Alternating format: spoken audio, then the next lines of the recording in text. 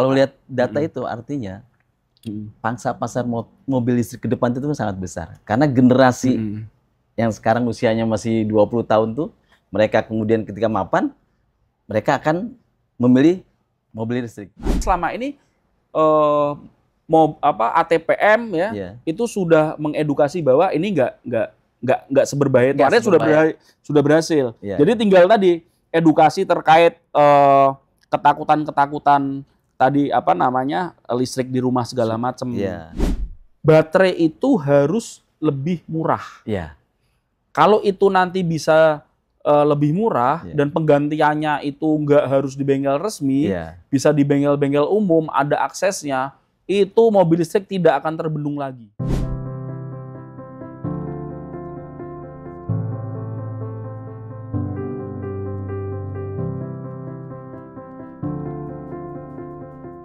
Assalamualaikum warahmatullahi wabarakatuh. Sahabat Republika, saya Firkah Mansuri, jurnalis dari Republika. Hari ini saya kedatangan Mas Ibnu Dwi Cahyo. Beliau dari kedai kopi. Kita hari ini akan membahas soal apa, Mas? Opini masyarakat terkait mobil listrik. Nah, itu opini masyarakat soal mobil listrik. Bagaimana baterainya, apakah ketika masuk air dia langsung terbakar, kemudian bagaimana ketika di charger di rumah itu akan membuat kebakaran. Nah, hari ini kita akan ngobrol seru soal otomotif, khususnya soal mobil listrik, dan lebih khususnya lagi soal opini masyarakat terkait dengan mobil listrik dan perkembangannya di Indonesia. Ya, kira-kira seperti apa, Mas, sebenarnya? Pengetahuan saya, kedai kopi pernah melakukan survei terhadap mobil listrik di Indonesia. Terima kasih, Mas Surika. Jadi kalau kedai kopi ini kan orang tahunya kita survei politik doang tuh. Jadi sebenarnya kita juga ada survei-survei non politik. Ya, kita sebetulnya survei internal. Jadi setiap bulan kita minimal 1 kali kita melakukan survei yang memang temanya di luar politik. Dan memang sebenarnya kami juga core di luar politik itu gede banget. Salah satunya market research. Jadi di luar semua kegiatan bisnis itu kami membuat survei yang sifatnya non politik dan bisa data tersebut kira-kira juga masyarakat itu bisa memerlukan tersebut. Nah, salah satunya pada pertengahan 2024 ya, di bulan September itu kami membuat sebuah survei terkait mobil listrik. Kenapa tertarik dengan mobil listrik? Kebetulan saya ini suka otomotif. Survei ini kami lakukan ya, mohon maaf saya sambil buka datanya, itu kami ada 1.105 responden. Nah, jadi dengan kriteria yang memang sudah punya mobil listrik dan tertarik juga untuk membeli mobil listrik ya, dari situ. Tapi kami lakukan ini hanya di Jabodetabek saja. Kenapa hanya di Jabodetabek? Ya, pertimbangan utama kami karena memang mobil listrik kegiatan marketingnya memang banyak di Jabodetabek ya. Itu dikarenakan tempat pengisian dayanya itu di luar Jabodetabek masih sangat sedikit, masih sangat minim. Meskipun rencana untuk memperbanyak itu ya oleh PLN, oleh Pertamina itu kan cukup adalah rencana, tapi sepertinya eksekusinya kan belum terlalu masif, sehingga kami putuskan kalau di luar Jabodetabek mungkin ini masih kurang relevan untuk saat ini. Jadi kalau yang paling pas sepertinya sementara di Jabodetabek saja, kira-kira seperti itu. Untuk ada pertimbangan lain, misalnya karena di Jabodetabek juga, khususnya Jakarta kan, memang kalau mobil listrik itu bisa bebas ganjil genap. Itu juga termasuk tuh. Salah satu. Jadi sebelum melakukan survei terkait EV di bulan Juni, kami itu melakukan juga survei terkait pembatasan usia kendaraan bermotor. Waktu itu sedang ramai di Jakarta tuh. Jadi ada usulan untuk membatasi usia kendaraan bermotor ya, dibatasi entah 5 tahun usianya, 10 tahun yang tidak boleh masuk ke Jakarta.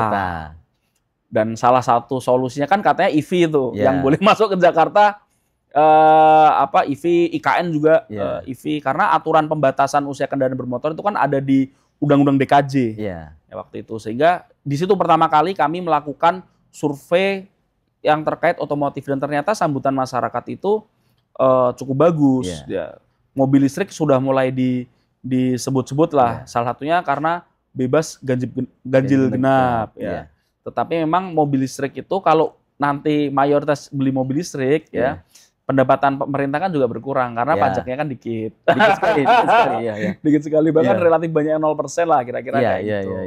Nah, jadi di situ ya udah deh kita buat mobil listrik ya, sehingga ya udah akhirnya di bulan September itu kami buat lah. Untuk proporsinya sendiri memang 66,1% ini laki-laki. Laki-laki, ya sisanya adalah perempuan sebanyak 33,9%.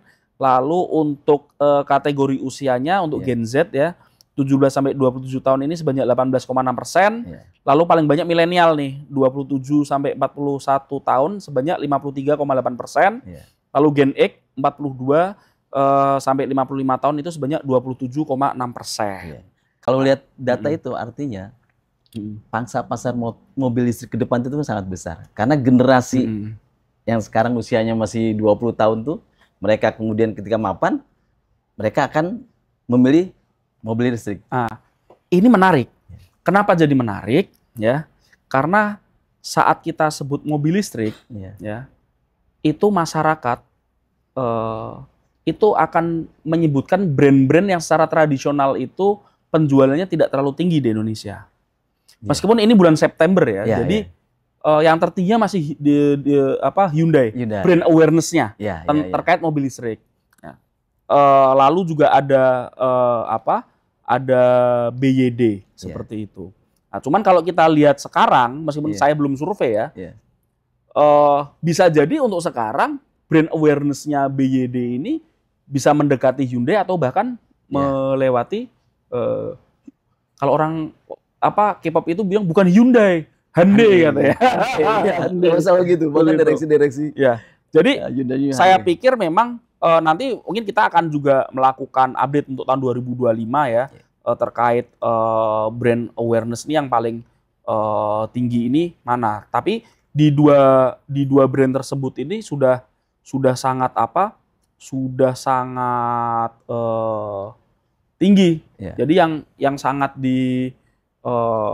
sering didengar masyarakat ya tadi Hyundai dan BYD. Tapi kalau kita lihat sekarang di media sosial, misalkan di IIMS, ini yang juga mulai mendapatkan perhatian dari masyarakat itu salah satunya adalah yang brand dari Vietnam. Gitu. VinFast. Apalagi cara ada taksi kan yang masuk ke situ sehingga itu akan menjadi brand awareness masyarakat. Tetapi untuk itu di bulan September itu belum tercapture sama sekali. Ya karena baru beberapa bulan terakhir itu ramai di masyarakat. Nah, saya ingin melanjutkan ya terkait tadi hasil survei. Ya, salah satu yang cukup menarik adalah faktor dalam yang mempengaruhi pembelian mobil listrik. Jadi kami sempat tanyakan, ya responden kami tanyakan yang tidak punya rencana atau tidak tertarik untuk membeli mobil listrik. Alasannya apa? Ada, jadi dari 1.105 responden, ada 139 responden itu yang tidak tertarik membeli mobil listrik. Alasannya karena? Yang paling tinggi, jadi ini multiple answer. Kalau multiple answer itu dia bisa menjawab lebih dari satu, bukan single answer. Susah mencari pos pengisian daya listrik, 56,8%. Jadi terkait masih jarangnya SPLE ya. SPKLU, mohon maaf. Ini jadi yang tertinggi di 56,8%. Lalu harganya masih mahal di 46,8%. Lalu daya listrik di rumah masih belum sanggup untuk ngecas. Kan biasanya memang kalau kita beli mobil listrik paling enggak kita harus menaikkan daya. Menaikkan daya. Kalau saya lihat, mohon maaf, kebetulan saya juga sebagai salah satu usernya. Saya tadi mau ngomong gitu kagak enak saya. Itu bisa jadi mungkin karena kekhawatiran mereka belum menghadapi sehari-hari gitu ya. Karena kalau kita pengen nyari SPKLU kita tinggal cek gitu ya. Udah mulai lumayan ya. Banyak. Saya kayak contoh sederhana aja, saya kemarin ke Serang gitu ya. Kebetulan dari Jakarta Serang itu berapa kilo ya? Jakarta Serang itu sebenarnya tidak terlalu jauh, sekitar 90 kilo gitu ya. Memang ada kelemahan nih kalau di mobil listrik gitu. Kalau kita misalnya ingin berangkat tiba-tiba gitu. Kayak kemarin misalnya ada kejadian gitu kan, misalnya itu belum 100% ya. Belum 100%. Nah, tapi ternyata itu di Serang ketika saya cek di mana ada SPKLU, kita tinggal cek di Serang sudah ada ya? Sudah banyak. Oh, ada di PLN ada, misalnya kemudian di dealer misalnya brand misal BYD ada, atau di rest area. Kemudian pakai BYD ya? M6 gitu kan, M6 kebetulan ya. Seperti itu sih. Itu yang paling laris. Iya, jadi bukannya saya membantah apa opini dari masyarakat.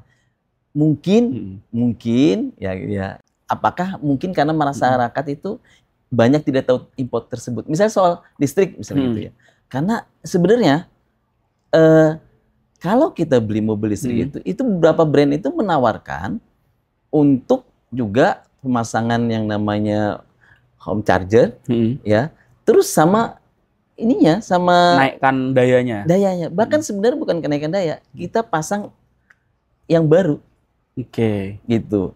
Jadi apakah seperti itu? Ini saya ingin bertanya nih, apakah mungkin memang edukasi terhadap masyarakat soal mobil listrik itu, ya tadi kekhawatiran itu kurang kira-kira seperti itu nggak?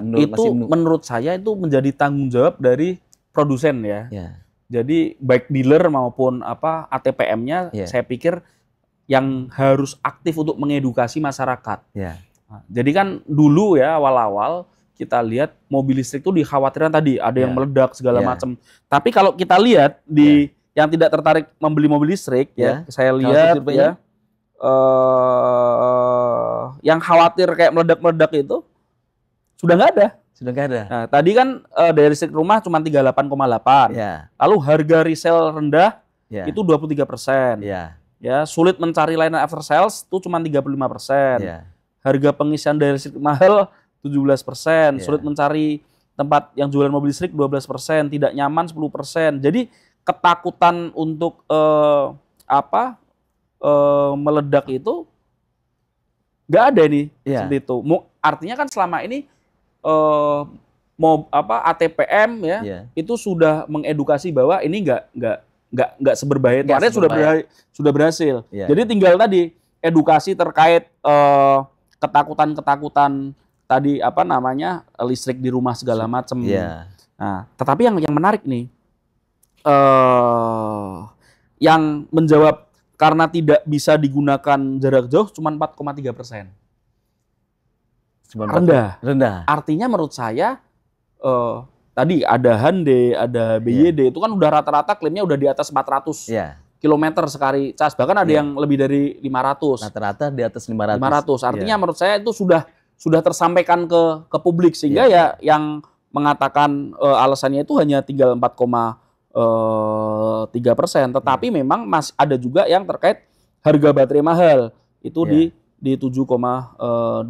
Nah ini yang menarik nih, Mas Firka. Ini kami tanyakan juga. Tadi kan yang tidak tertarik. Gitu. Nah kami tanyakan yang tertarik mobil listrik itu ada 966. Yang menjawab lebih ramah lingkungan ada 78,5%. Itu kan pemerintah ya, karena pemerintah menggaungkan tuh. Jakarta katanya ini gelap segala macam. Banyak debu itu karena karena asap kendaraan bermotor. Kan digaungkan terus-menerus sama pemerintah. Nah itu diamini oleh masyarakat. Ya, jadi ditanya jawabannya itu. Jadi kalau kendaraan listrik lebih ramah lingkungan, lalu bahan bakar lebih murah. Ya, itu kan juga digaungkan oleh pemerintah juga. Itu memang fakta itu. Lalu ada berkendara lebih nyaman ya, bunyinya nggak berisik mungkin maksudnya. Lalu ada juga yang bilang harganya lebih terjangkau. Nah, artinya sudah ada yang meng-capture bahwa harga mobil listrik itu lebih terjangkau. Dan kalau kita lihat misalkan di produsen-produsen mobil listrik sekarang sudah ada mobil listrik yang harganya di 200 juta kecil. Ya, seperti itu. Lalu ada banyak promo, ini juga 19,2% bilang lebih mudah mencari pos pengisian daya, lalu mudah mendapatkan layanan 17%. Ya, jadi memang aspek lingkungan dan lebih murah itu cukup mendominasi. Cukup mendominasi. Artinya kalau kita lihat data ini ke depan minat anak muda itu kan dalam berbagai survei salah satu yang dikedepankan tuh ada isu lingkungan. Jadi ya ini mau EV ini memang kalau berjalan dinamis dengan isu lingkungan akan sangat dimakan oleh anak muda. Iya, iya. Dan dengan kondisi ekonomi sekarang yang sebenarnya serba tidak pasti, ternyata otomotif itu masih salah satu yang resilient. Iya. Jadi meskipun terjadi penurunan, tetapi mereka masih bisa compete, masih bisa berkembang. Iya. Seperti itu. Nah, nah ini kalau dari hasil survei ini gitu kan, itu mereka itu segmen seperti apa yang mereka minati? Nah, jadi terkait pertanyaan dari Mas Firkah ya, ini kami tanyakan juga ini. Yang tertarik mobil listrik kami tanyakan, kapan Anda berencana untuk membeli mobil listrik?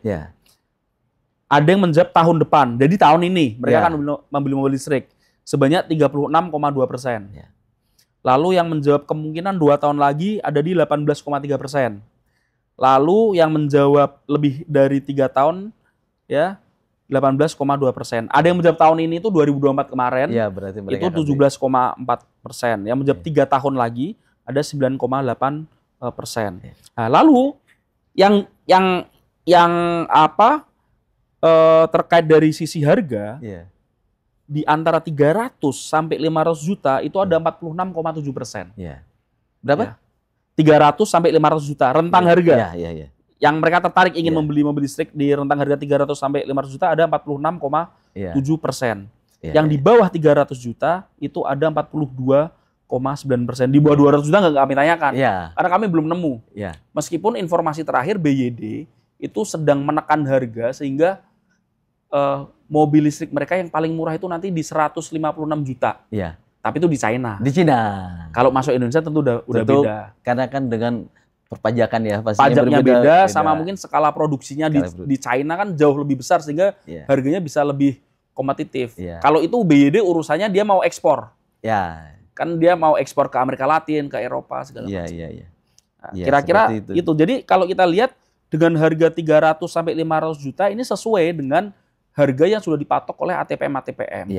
Misalkan di BYD M6 itu kan harga paling murahnya di 389 ya kalau nggak salah ya. Artinya masih under 400. Lalu misalnya Citroen itu dia juga ada di 380-an. Bahkan di IMS ini katanya diskon 100 juta. Citroen E3 ya kalau nggak salah ya. Nah, lalu juga ya di harga 400 apalagi banyak banget lah. Wuling juga cukup banyak. Jadi Ionnya juga ada. Ion juga banyak, sesek ya di 300 sampai 500 juta banyak pilihannya. Tapi kalau pilihan di bawah 300 juta ini nggak banyak. Wuling ada tuh, Wuling Air EV ya. Air EV. Bahkan Air EV yang paling murah tuh di bawah 200 kalau nggak salah ya. Nah, lalu Wuling Bingo kayaknya. Wuling Bingo juga. Terus Finfast tuh juga di bawah 300 ya. Yang paling baru yang kecil tuh 220, terus 250 sama 273 kalau nggak salah. Juga ya. Neta juga 200-an ya semua. Nah, jadi mulai cukup banyak di 200-an. Nah, artinya keinginan masyarakat untuk memiliki mobil listrik dari sisi harga ya, itu sebenarnya sudah direspon oleh produsen ya. Sudah. Ya, dengan produk yang harganya memang di angka segini. Ya, 200 300 plus sama 300 500.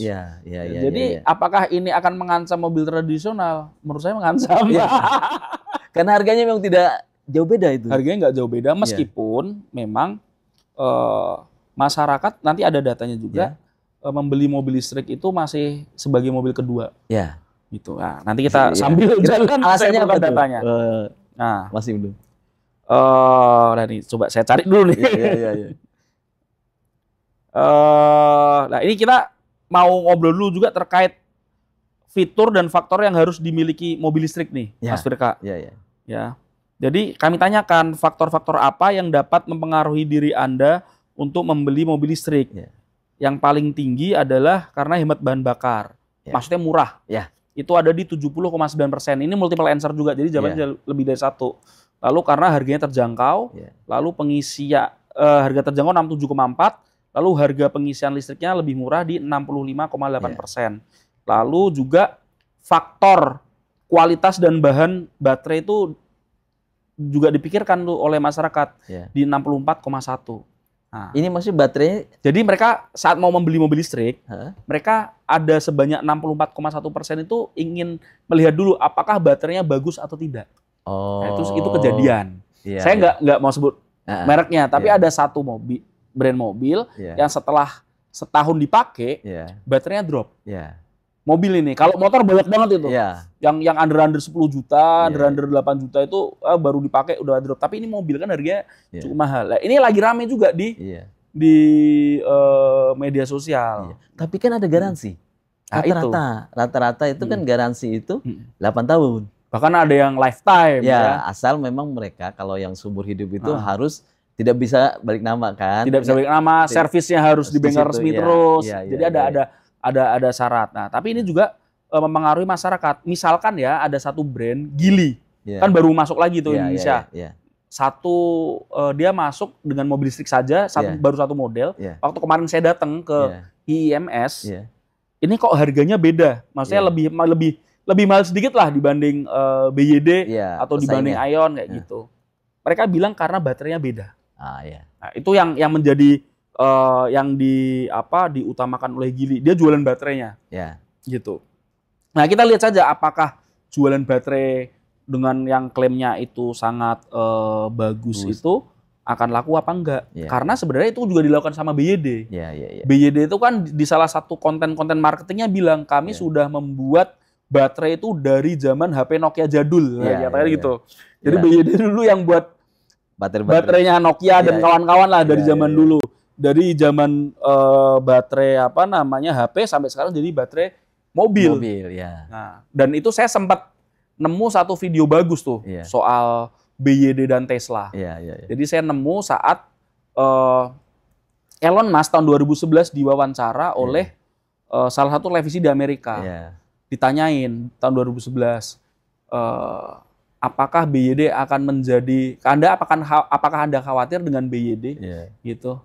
Karena mulai investasi di Amerika. Karena waktu itu Warren Buffett investasi ke BYD, atau BYD masuk ke pasar Amerika.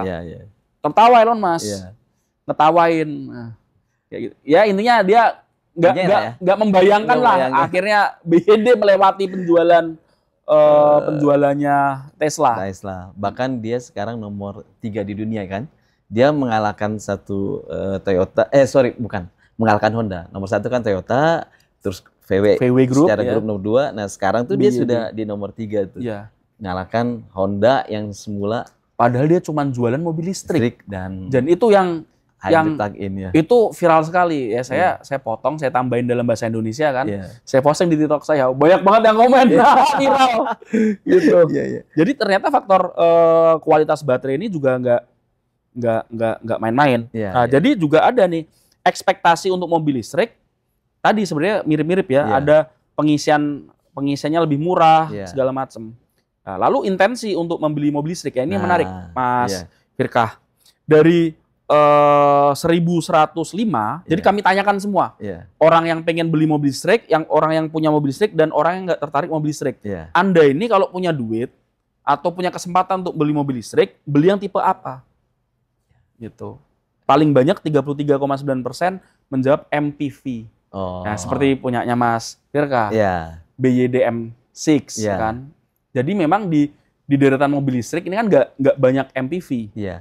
Dan artinya sebenarnya konsumen di Indonesia itu yang dia mobil bensin sama mobil listrik sama ya. Mereka berminatnya MPV ya. MPV karena mungkin dari segi kultural orang Indonesia sama Eropa beda. Orang Eropa ini kan rata-rata mobilnya itu cuman 5-seater. Ya, kalau di kita kan kalau bisa sekeluarga keangkut. Di sini anak banyak kan, 7-8 orang keangkut satu mobil dan itu ternyata dilihat oleh BYD sebagai ATPM, terus dia memasukkan dan langsung laris kan. Dia sebagai mobil listrik paling laris di 2024 kalau tidak salah.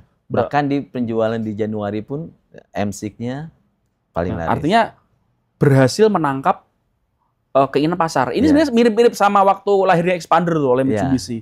Expander waktu itu melihat bahwa masyarakat suka yang seperti Avanza, tetapi berharap yang lebih nyaman, lebih canggih. Akhirnya lahirnya Expander, lebih halus segala macam.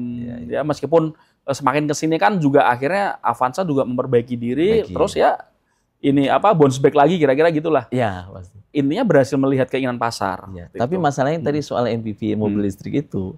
Tidak semua produsen di negara asalnya katakanlah Cina memang punya. Gitu. Dan yang unik ini kan sebenarnya untuk M6-nya BYD ini kan juga platformnya ngambil dari mobil biasa sebenarnya. Lalu hybrid. Ya, lalu dijadikan mobil listrik. Lalu yang kedua di bawah MPV itu city car. Nah, city car ya ini ya kalau di mobil biasa ini ya seperti Brio, Jazz dan kawan-kawannya lah. Ya, kalau kita lihat juga banyak kan dari entah BYD, entah Hyundai, terus juga ada brand-brand lain. Lalu juga ada yang ketiga ini SUV ya 24,4%. Ini juga banyak. Bahkan Toyota itu dia ada Toyota RAV4 yang listrik ya kalau nggak salah. Itu SUV juga. Lalu sedan di 9% dan hatchback di 5,6% seperti itu. Nah, lalu juga kita tanyakan alasan membeli merek tertentu. Nah, jadi alasannya adalah mereknya dipercaya. Itu 68,5%. Lalu performance unitnya atau kondisi mesinnya 51,0%. Desain 48,8%. Harga terjangkau 48%. Lalu dibuat dengan teknologi terkini 48%. Baterai tahan lama 46%. Jadi brandnya itu tetap dilihat nomor 1. Meskipun faktor-faktor lain mengikuti, tapi yang paling tinggi 68,5% orang tetap lihat brand. Jadi pertarungan di brandnya ini cukup serius. Ini yang sebenarnya kalau kita lihat brand yang paling besar di awareness-nya di Indonesia kan masih Toyota ya. Tetapi sayangnya kan kebijakan dari Toyota pusatnya di Jepang itu kan tidak pro terhadap mobil listrik. Sehingga produk-produknya itu nggak ada kayak gitu loh. Ya sangat-sangat terbatas lah. Karena kan di Jepang sendiri Toyota pusatnya kan lebih prefer ke hibrid dan juga hidrogen. Dia emang sudah lama. Dan kami juga nanyakan ini terkait mobil hibrid juga ke masyarakat. Kami juga tanyakan ya terkait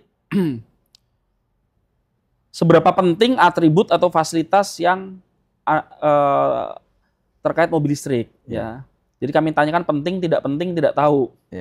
Terkait kemudahan suku cadang itu penting sekali, ada di 98,2%. Lalu adanya infrastruktur pengisian daya publik 98,2%. Kemudahan merawat mobil, layanannya 97,9%. Mobil listrik menggunakan ramah lingkungan, mereka melihat itu penting sekali 95,4%. Malah harga resale yang tinggi hanya di 69,0%. Jadi peminat atau pemilik mobil listrik sepertinya nggak seluruhnya. Ya ini sebagian besar tapi nggak terlalu tinggi gitu. Nggak tinggi, nggak banyak banget gitu yang mikir tentang harga jual kembali. Meskipun itu sebenarnya kan jadi isu juga. Tapi ya mungkin semakin ke sini ya. Ya semakin ke sini kan karena memang manfaatnya juga dirasakan gitu. Tapi saya lihat tantangan ke depannya bagi produsen otomotif yang bergerak di mobil listrik ini kira-kira apa dengan hasil survei ini? Dengan hasil survei ini ya, sebenarnya salah satu yang paling harga resale itu tetap sebenarnya menjadi isu serius menurut saya. Meskipun semakin rendah ya awareness-nya, semakin turun orang yang beli mobil listrik terus memikirkan harga resale-nya itu semakin kecil semakin ke sini. Tetapi angkanya masih lumayan tuh 69%. Nah, ini nanti terkait isu. Ada satu isu ya. Di media sosial itu di Facebook lumayan itu agak-agak rame terkait ada orang yang mengiklan menjual mobil BYD E6 E6 X yang dipakai oleh salah satu brand taksi warna biru. Jadi kalau kita cari ke Facebook kita ketik aja X taksi BYD E6 itu muncul. Harganya cuma 40 juta. Karena baterainya mati total. Artinya ini ganti baterainya doang berapa nih? Kok sampai dijual dengan tahun 2018 dijual hanya 40 juta. Nah, kalau ini semakin rame ya itu akan meningkatkan ini lagi awareness terkait harga resale tadi. Isunya sekarang adalah bagaimana caranya yang tertangkap di sini baterai itu harus lebih murah. Kalau itu nanti bisa lebih murah dan penggantiannya itu nggak harus di bengkel resmi, bisa di bengkel-bengkel umum, ada aksesnya, itu mobil listrik tidak akan terbendung lagi. Mirip seperti sekarang mobil-mobil baru itu CVT.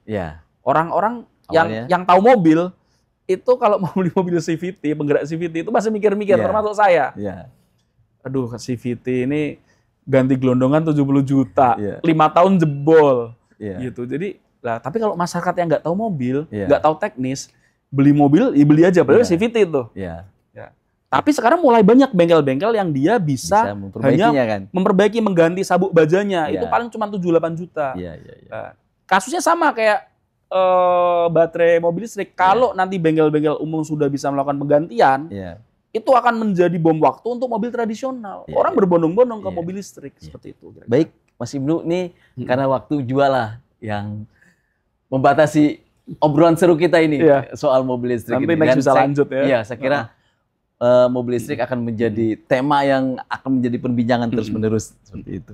Nah, sahabat Republika, baru saja kita berbincang dengan Mas Ibnu soal mobil listrik, dan salah satu catatan terpenting dari perbincangan hari ini, dan itu pasti menjadi perhatian konsumen, soal baterai. Ya, itu soal baterai itu menjadi salah satu perhatian terpenting, karena itu produsen otomotif, artinya produsen mobil listrik harus benar-benar bisa menjamin bagaimana baterai yang ada di mobil listrik itu harus tahan lama, kemudian juga tidak rusak, dan tentu saja kedepannya harus murah. Ya, karena kalau harga baterai masih seperti sekarang, salah satu pertimbangan orang untuk tidak membeli mobil listrik itu ya salah satunya adalah masalah baterai. Sekira itu, terima kasih atas perhatian sahabat Republika semua. Kita berjumpa dalam perbincangan soal otomotif berikutnya di kemudian hari. Assalamualaikum warahmatullahi wabarakatuh. Assalamualaikum warahmatullahi wabarakatuh. Ya. Terima kasih.